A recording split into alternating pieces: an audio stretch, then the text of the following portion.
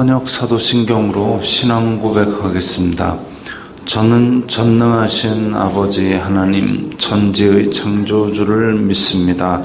저는 그분의 유일하신 아들 우리 주 예수 그리스도를 믿습니다. 그분은 성령으로 잉태되어 동정녀 마리아에게서 나시고 본디오 빌라도에게 고난을 받아 십자가에 못 박혀 죽으시고 장사된 지 사흘 만에 죽은 자 가운데서 다시 살아나셨으며 하늘에 오르시어 전능하신 아버지 하나님 우편에 앉아 계시다가 거기로부터 살아있는 자와 죽은 자를 심판하러 오십니다. 저는 성령을 믿으며 거룩한 공교회와 성도의 교제와 죄를 용서받는 것과 몸의 부활과 영생을 믿습니다. 아멘. 거룩하신 하나님 아버지 감사합니다. 간밤에도 편히 쉬게 해주시고 새벽에 기도의 자리에 불러주시니 감사합니다. 이 시간 저희들 마음 중심으로 주님을 경외하게 하여 주시옵소서. 예수님 이름으로 기도드리옵나이다. 아멘. 찬송가 461장입니다.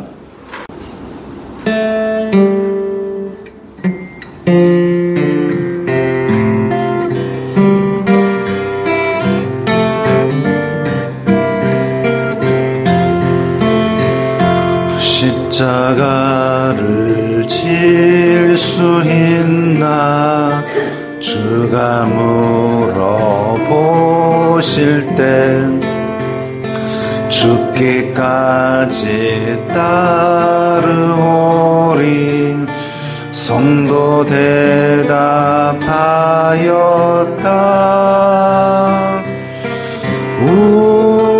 우리의 심령 주의 것이니 주님의 형상 만드소서.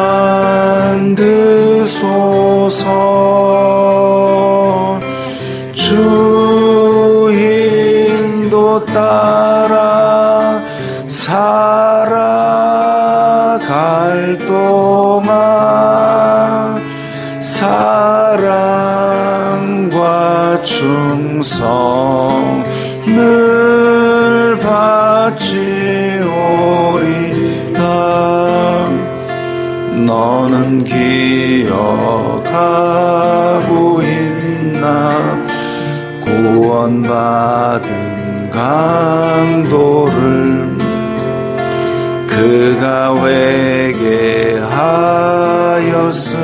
때 낙원 허락받았다.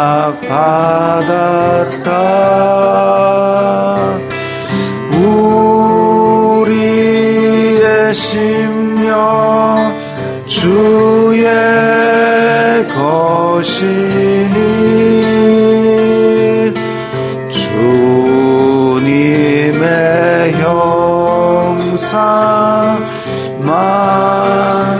만드소서. 주 인도 따라 살아갈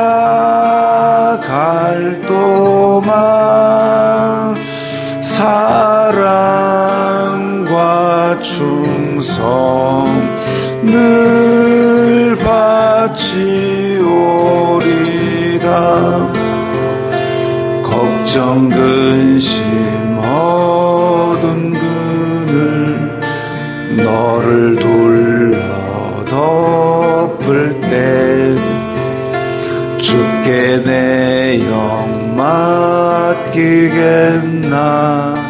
최후 승리 믿으며 우리의 심령 주의 것이니 주님의 형상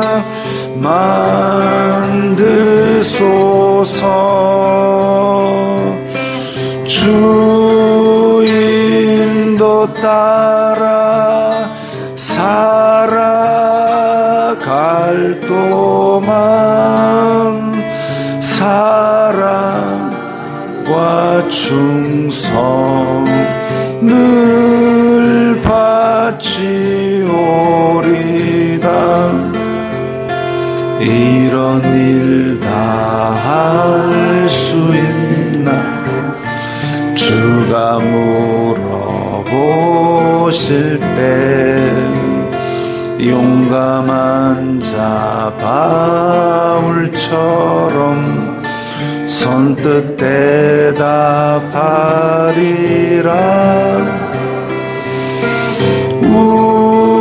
우리의 심령 주의 것이니 주님의 형상 만드소서. 주 인도 따라 살아갈 동안 사랑과 충성을 바치오리다.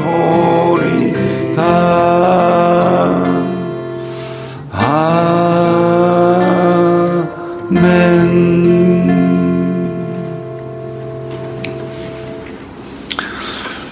오늘 말씀은 사도행전 6장 8절부터 15절까지의 말씀입니다.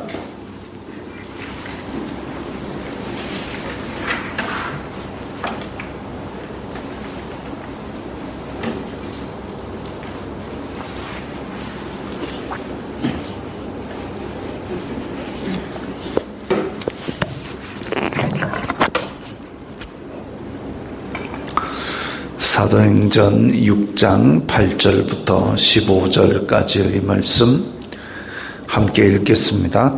스데반이 은혜와 권능이 충만하여 큰 기사와 표적을 민간에 행하니 이른바 자유민들 즉 구레네인 알렉산드리아인 길리기아와 아시아에서 온 사람들의 회당에서 어떤 자들이 일어나 스데반과 더불어 논쟁할세 스데반이 지혜와 성령으로 말함을 그들이 능히 당하지 못하여 사람들을 매수하여 말하게 하되 이 사람이 모세와 하나님을 모독하는 말을 하는 것을 우리가 들었노라 하게 하고 백성과 장로와 서기관들을 충동시켜 와서 잡아가지고 공회에 이르러 거짓 증인들을 세우니 이르되 이 사람이 이 거룩한 곳과 율법을 거슬러 말하기를 마지 아니하는도다. 그의 말에 이 나사렛 예수가 이곳을 헐고 또 모세가 우리에게 전하여 준 규례를 고치겠다 함을 우리가 들었노라 하거늘 공회 중에 앉은 사람들이 다 스데반을 주목하여 보니 그 얼굴이 천사의 얼굴과 같더라. 아멘. 스데반은 7 집사 중의 한 사람입니다. 7 집사는 교회가 사람들이 너무 많아지니까 구제의 출납을 해야 되는데 사도들이 출납을 하다 보니까 정신이 없어가지고 말씀 사역, 예루살렘 교회의 핵심이 되는 말씀 사역에 소홀해지는 것을 우려해서 출납을 하여서 구제를 할 수 있는 사람을 전담할 수 있는 7을 세우자. 그래서 세워진 사람입니다. 그렇다고 해서 맨날 돈 계산만 하고 쌀 배달만 한 것이 아니라 은혜와 권능이 충만하여 기적을 막 행하고 다녔습니다.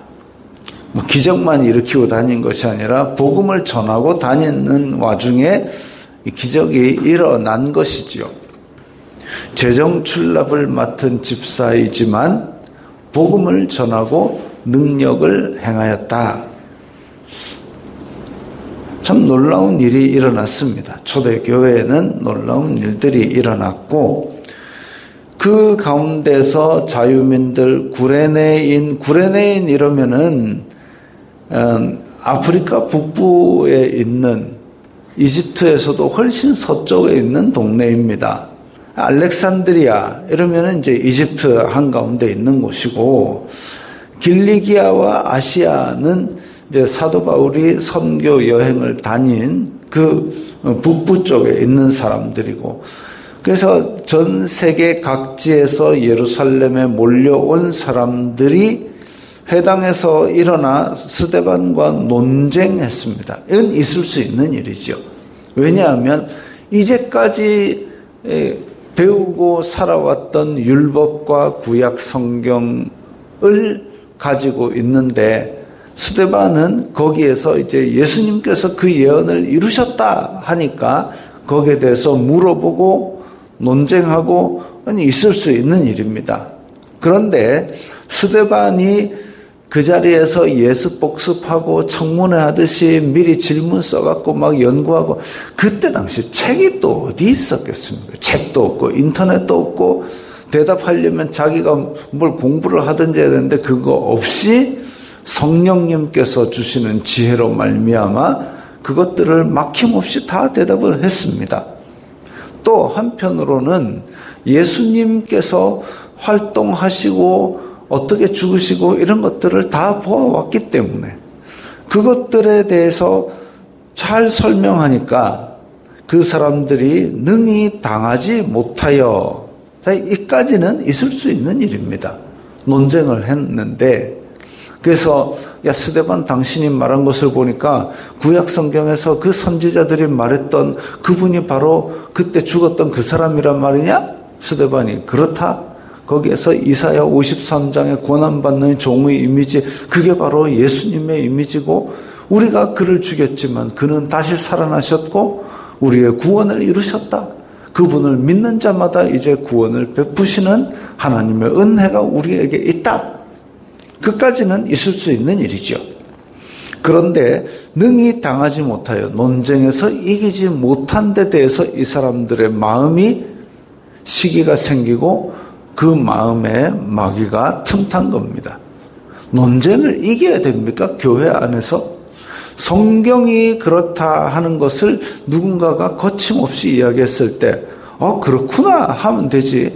그걸 가지고 아니면 그게 정 마음에 안 들면 다시 성경을 더 열심히 공부를 하면 될 것이지 그걸 가지고 야 내가 졌네? 저 못된 것 어떻게 한번 때려잡을 방법이 없을까? 그런 식으로 생각을 한 겁니다. 그 논쟁을 이기지 못한 데 대해서 그 마음에 마귀가 틈타니까 그게 이제 죄의 시작이죠. 11절에 사람들을 매수하여 말하게 하되 이제 거짓말을 하고 이간질을 합니다. 죄의 속성이 커집니다. 우리말에도 바늘도둑이 소도둑 된다라는 말 있지 않습니까? 죄의 속성은 자꾸 커집니다. 사람들을 매수했죠. 12절에 보면 백성과 장로와 서기관들을 충동시켜 와서 이제 여러 사람을 끌고 죄에 동참시킵니다. 죄는 그 죄 자체가 커지고 죄가 확산이 됩니다. 내 죄가 작은 죄로 시작했다가 큰 죄로 넘어가고 그리고 나 혼자만 짓는 죄가 아니라 여러 사람이 짓는 죄로 확장됩니다. 죄는 커지고 확장됩니다. 매수하여 말하게 하되 충동시켜 와서 그러니까 거짓말에다가 이간질에다가 타인을 매수해서 또 타인도 거짓말을 하게 하고 그리고 13절에 거짓 증인까지 세웁니다. 거짓 증인, 위증 교사를 한 겁니다. 거짓말로 증언을 해라라고 그걸 시키기까지 했습니다. 그리고 타인을 이렇게 매수하고 충동시키고 거짓 증인을 세우고 증인을 세우는데 이스라엘 사람들의 법은 증인 한 명의 증언만으로는 안 되니까 다수의 증언을 해라. 그 다수가 증언해가지고 뭐 하냐면 이 사람은 신성을 모독했다. 즉 죽이라는 얘기입니다. 처음에는 단지 논쟁을 이기지 못한 시기심에서 출발한 것이 거짓말을 했지요. 이간질을 했지요. 위증교사를 했지요. 다른 사람을 충동했지요. 이제 죽이려고까지 생각하고 있습니다. 죄는 커지고 그 죄가 계속 굴러가면 확산됩니다. 그래서 여러 사람이 한꺼번에 이 살인죄를 짓도록 만들고 있습니다. 그런데 그런 와중에 억울하고 또 공회 앞에 서는 것은 정말 부담스러운 일이죠. 법정에 뜬금없이 법정에 서가지고 거짓 증인들이 서가지고 치는 증언들을 하고 이러면 억울하고 불안하고 두렵고 이래야 되는데 그 얼굴을 보니 천사의 얼굴과 같더라 이랬습니다. 천사의 얼굴과 같더라. 평안한 거지요. 왜? 성령님께서 함께 하시기 때문에. 그러면 일이 어찌 될지 모르고 나는 풀려나겠지? 아니요. 이렇게 하다가 이 사람들이 나를 죽일 수도 있겠구나. 왜? 예수님께서 그렇게 죽으셨기 때문에. 죄 없어도 배신당하고 또 얻어맞고 그리고 그 거짓 증언들과 거짓 판결들, 불법적인 판결들로 인해서 예수님께서 죽으셨는데 그때에 예수님께서 뭐라 하셨냐면은 주여 저들을 용서하소서 얘들이 지가 뭐 하는지 모릅니다 라고 그 죄를 다 짊어지고 죽으셨습니다. 스데반이 어쩌면 공회에 불려 나갈 때에 이미 그런 각오를 한 것 같기도 합니다.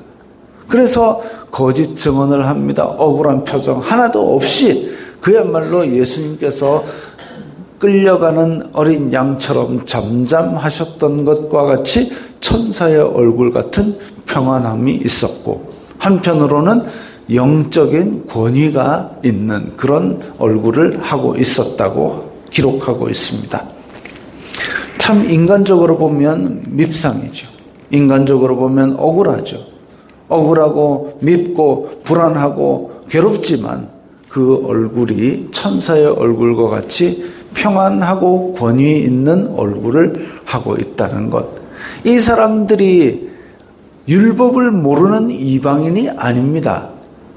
이 토론에 참여했던 사람들 나름 성경도 잘 알고 있고 나름 율법을 지키려고 전 세계 각지에서 몰려든 율법을 잘 지킨다는 사람이 몰려와가지고 결국 뭐 하냐면 율법을 어기고 거짓말을 하고 율법을 어기고 계명을 무시하고 스데반을 그렇게 치고 거짓 판결로 해가지고 죽이려고까지 계명에 거짓말하지 말라도 있고 살인하지 말라도 있는데 그것들을 무시해가면서까지 이렇게 스데반을 공격하려고 하고 있습니다.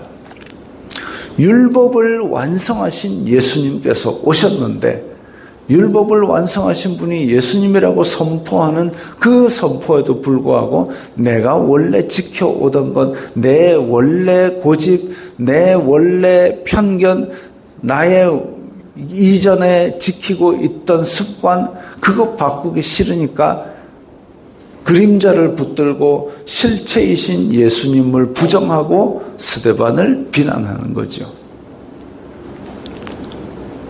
우리의 삶에 있어서도 스데반과 같은 그런 예수님을 따라가려는 삶에 있어서 어떤 사람들은 공격할지도 모릅니다. 어떤 사람들이 공격할 때 그 사람들이 하나님을 전혀 모르는 사람이 아니라 진짜 교회 열심히 다니고 율법 잘 지키는 것 같이 이렇게 이 사람들처럼 생활하는 그런 사람일 수도 있습니다.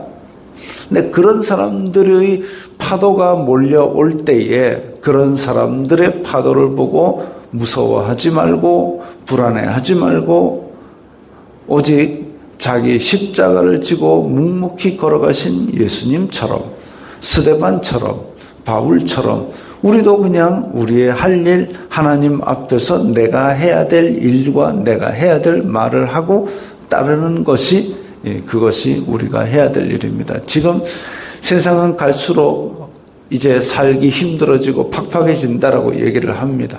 믿음 지키기는 더 힘들다라고 얘기를 합니다. 그럼에도 불구하고 우리는 그 찰랑거리는 파도 보고 빠져들어갈 것이 아니라 믿음의 발을 내디디고 예수님을 따라가는, 십자가를 지고 예수님을 따라가는 내가 해야 될 그 일만 할 때에 성령님께서 틀림없이 도와주실 것입니다. 기도하겠습니다. 거룩하신 아버지 하나님, 감사합니다. 저희들에게 주어진 자기 십자가들을 지고 예수님을 잘 따라갈 수 있도록 성령님께서 도와주셔서 저희들도 주님을 따를 때에 우리 얼굴이 천사와 같이 평안하고 권위 있는 얼굴이 되게 하여 주시옵소서. 예수님 이름으로 기도드리옵나이다. 아멘.